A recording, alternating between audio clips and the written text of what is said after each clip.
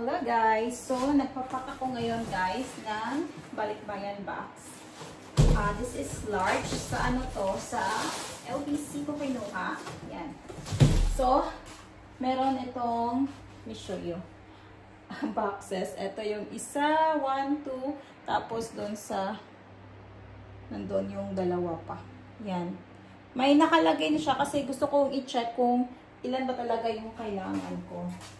So, eto, puno na to. Pero, yan. Mga laman. Mga ano lang.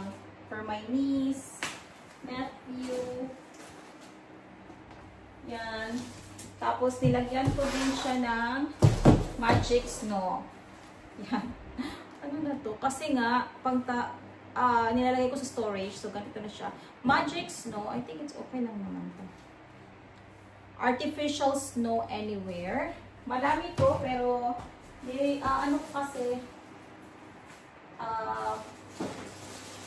tapos ito is yung natanggap ko sa TikTok collaboration, pero hindi ko kasi gusto kasi polyester siya. So, ibibigay ko sa sister ko.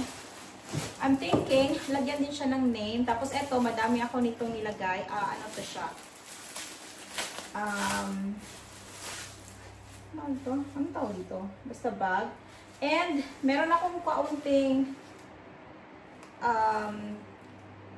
canned goods. Tapos, mostly, chocolate. Damit. Damit actually mostly. Kasi, may madami akong binibili guys, diba? Tapos, yung iba dyan, hindi ko na gagamit. And then, lotion, shampoo. Bumili ako. And, yan. Madami pa. Wait na. Ito, para sa cellphone. Tapos, ito yung isa kong box. Oh my God. Let me show you. Pero, isi-secured ko pa siya, guys. Hindi ko pa natapos kasi yan ay yung dalawa dyan.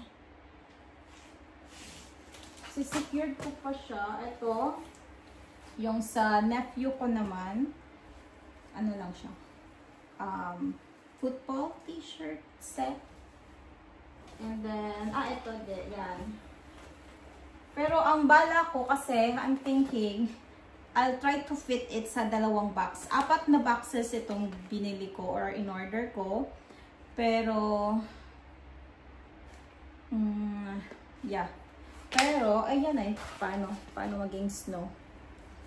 Pero, pag ano,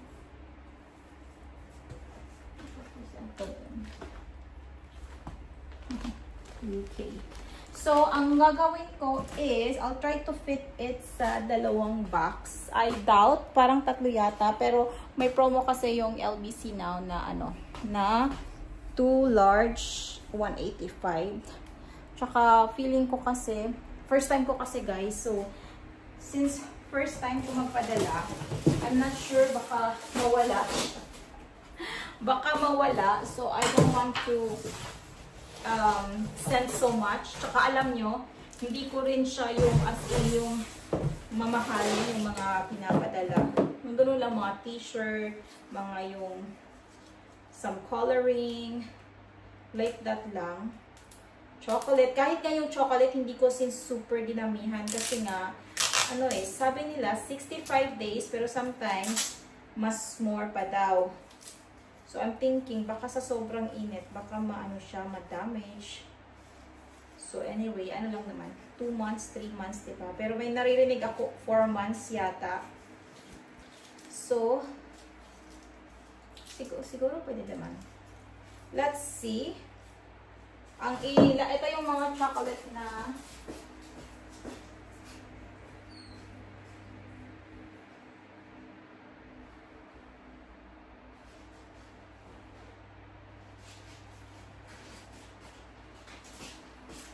ganito lang, Ferrero. Kasi ito yung gusto ng family ko. Ferrero. Yan. Etong Ritz. Maybe. Tapos eto, by the way, nung bumili ako ng boxes, nung pumunta ako kumuha ng boxes, ang init sa UK today, is, bumili ako ng Copico, Nagaraya, and something. Alam nyo, hindi ko na siya yung gusto yung actually yung case. I don't know why. Especially sa Copico. Meron akong kopi ko creamy and the other one, barako yata or something. Or black. Hindi ko na, super sweet niya guys.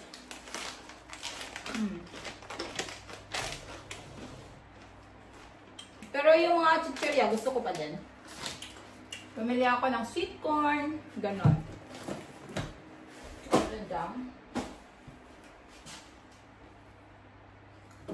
And tinawagan ko na sila. They get I will call them again kung kailan talaga. Kasi gusto ko sana i-secure talaga muna. Kasi parang 4 na box. Ang dami naman. I'm trying to fit it sa 2 box lang. Kasi yung iba, if I feel like hindi na siya as in helpful sa kanila, wag na lang. So, para hindi naman din masayang.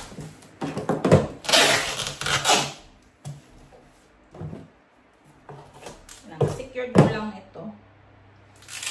Sobrang init sa buhay guys. Meron ako ditong fan, tapos sa taas is cooler naman. Nasa school ngayon si Alex, and magbabakasyon pala kami, kaya ako nagbablog ulit na. Kasi sa sobrang tagal ko nang hindi nagbablog, sometimes guys, tinatamad na akong mag-vlog talaga. Kasi nga, hindi ako nag-vlog always. Yung pinapakita ko sa inyo lang, yung mga clips lang nangyayari sa buhay namin. Madaming nangyayari sa buhay namin. As in, kaya busy ako kasi mostly doon ako sa kabilang channel ko guys. Kasi mas madaming nanonood doon. At pag family channel kasi, konti lang talaga yung interested sa buhay mo. Konti lang talaga yung interested sa buhay mo, diba? So, since yung sa kabila kong channel is shopping, mas doon talaga ang tao nanonood, especially sa Facebook. So, magbabakasyon kami dahil patapos na yung school ni Alex, July 22, tapos na yung school niya. Mag-year 2 na siya. And, punta kami ng Europe for 1 week. Hindi ko pwede muna sabihin sa inyo kung saan. Secret na lang muna. Tapos, after that, 1 week, and then siguro mabalik kami doon. I'm not sure. Pero 1 week muna kasi nga kailangan kong bumalik dito para mag-work, mag-upload. Kasi kung alam nyo, yung work ko is yung pag-re-reels. Yan yung work ko. So, sa Facebook kasi, pag nag-stop ka, bababa din yung rate mo. Kaya ayaw kong bumaba yung rate ko. Kaya 7 days lang yung ginusto ko. And then, siguro soon, babalik ulit ako doon. After 1 week, and then another 7 days. Pero ang gusto ko talagang bisitahin is ang Paris talaga. Ganito din ba kayo mag-farm? First time ko kasi, hindi ko nga sana ito gagawin eh. Kaya, no, eto, wala akong ginawa sa baba. Tapos may nakita ako, ganito kailangan pala is-secure. Kasi nga naman, diba, baka mabasa or something, humid or whatsoever. So, at least secured yung iyong, especially sa akin, yung mga pinapadala ko pa naman damit. So, or mga coloring, mga drawing book, mga ganon. So, delikado. So, pagdating dun, wala na. Parang useless lang. Nagsayang lang ako ng pera. Kaya, siguro, I will put it na lang din sa vacuum. Ano tawag? Yung bag. Para mag-shrink. Para secure din. Nasaan na yung aking tape? Dami akong binili actually tape para dito. And I guess I need to buy more.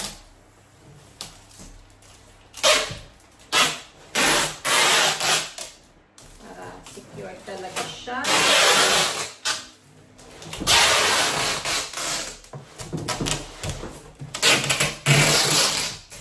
Ayan, tapos na. Kunin na natin yung isa, guys. So, yan na yung gagawin ko today. Upload bit. Fix nito. Yan. I'm not sure kung pwede ba to like after kung mailagay yung name, no? Pwede siguro i-keep ko din siya, no? I guess. Or sila na yung magti-tape doon sa LBC. I'm not sure. Okay guys, ito lang yung update ko guys. Tatlo na yung full. Pero I'll try to fit it sa one bag. Yun lang. Tapos soon guys, mag-upload ako na nga, oh my god, ang pangit pag against the light. So, ganito, para hindi against the light.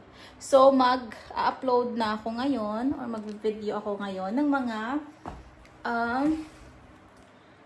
oh god, grabe ang init, hindi ako makapag-isip. Basta mag-upload na ako ngayon para naman masana yung aking katawan. Na nag-upload, nag-video. Kasi kung pupunta kami ng holiday, baka hindi ako mag-video. Baka makalimutan ko. So, bibili din pala ako ng, I'm thinking to buy GoPro or yung Osmo. But maybe Osmo. Or comment down below kung ano yung mas maganda. Osmo or GoPro para sa travel, ganoon, mag-video, and then hopefully soon ma-edit ko din. Kasi sa totoo lang, mas gusto ko sa phone. It's because mas nakikita ko siya and mas na-edit ko kaagad siya. Kaysa sa mga, may camera ako, diba? Hindi ko masyadong ginagamit yung camera kasi kailangan pa sa laptop. And then, I have laptop naman, if nakita nyo, bago kong laptop. Ang problema kasi is, always akong, basta hindi ako masyadong nakaupo lang sa laptop. So, yan lang. And upload tayo ulit. And pack this. I'll try to make it 2 bags. 2 boxes. So, meron pa ako another 2 for next time na naman, diba? Kasi may bayad din itong 5. Parang deposit lang siya. So yeah, thank you so much for watching guys. Until next time. Grabe, ang buhok ko. Oh, by the way, nagpa-microblading na ako pala. Ito yun. Pero i-retouch pa nila to. Tapos next time magpapalips ako para wala nang hassle. And then, dun sa pupuntahan ko, magpapa-hair din ako. Kasi tingnan nyo yung buhok ko guys. Kasi normally, ang bala ko talaga sa umuwi ng Pinas last July for 2 weeks. Pero sa sobrang mahal ng ticket, kami ni Alex, ako at si Alex, 3,000. So sabi ko, wag na lang, dahil 2 weeks lang, parang bitin. Gusto ko kasi pag sa Pinas, 1 month minimum, kasi sayang yung ticket. Tapos, supposedly this August, pupunta ako ng Pinas, pero yung ticket is 4,000 plus, dahil nga summer break. So, sabi ko, oh my God, it's so expensive, 4,000. So, magpadala na lang ako ng balikbayan boxes. Mas makakamura pa ako. Imagine, kahit 4 na boxes yung ipadala ko. Ano lang siya, 400, diba? So, compare sa 4,000. And, yan. So, anyway, ano ako ng hair ko kasi sobrang dry. Sa Pinas talaga ako nagpapa-ribbon, nagpapa-color, hair color. So dito ano lang ako. Ako lang yung nagpo-color. Kasi nga 250 guys, 250 yung color lang. 250 pounds. So nasa mga 14, 15, 16,000, 17,000 na. Imagine. But sa lips din, and then teeth dito na din. Sa Pinas kasi supposedly talaga yung gusto kong gawin ang mga ito sa katawan ko. Facial, microblading, sana sa Pinas to kasi ano lang, 10,000 lang sa Pinas. Pero dito ang binayad ko mga 250 pound, 260 pound. Yeah, 260 pound. Sa Lipsana, basta guys, ang hirap dito, mahal. Pero sometimes kasi kailangan mo din talagang gumastos dito para para masana yung katawan.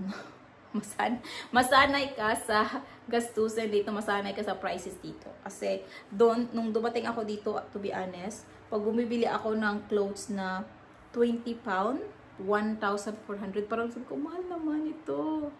Kasi yung mga damit ko sa Pinas, ano lang, 700, 800. 500, ganun lang yung mga t-shirt ko. Pero dito yung t-shirt nasa 1,400 na t-shirt lang yun, guys. So, yeah. So, iba yung price dito. So, matagal na ako sa UK, kaya nakapag-adjust na ako sa mga t-shirt. Pero, dahil hindi nga ako nag-try dito ng mga yung try ako ng facial, 100 pounds. So, mga 7,000 yung facial, guys. Sa Pinas, lang yung binabayaran ko sa facial? Like, 300? 500 lang yata yung facial natin, di ba? Tapos, nasanay na ako sa facial. Pero, yung sa microblading, sa Pinas talaga to, kaya hindi ako sanay na magbayad dito. My hair din, hindi ako sanay dito magbayad. Kaya, kahit na ako dito 9 years. Kahit 9 years na ako dito. 8 years plus pa pala. Kahit ganun na ako katagal dito dahil hindi nga ako nagtatry is yun. Hindi ko willing mag-spend. Sa damit and shoes, wala akong problema na mag-spend ng sometimes 100 pounds, so mga 7,000 sa damit, sa shoes, 7,000, wala nang problema sa akin kasi nasanay na ako doon na ganun talaga yung mga prices nila. Kahit yung sa mga not so nice brand dito, mahal pa din, kaya okay na siya. Yeah. Yan lang, guys, ang update ko, guys. Stay tuned for more vlogs kasi magbabakasyon tayo. Bye, guys. Bye.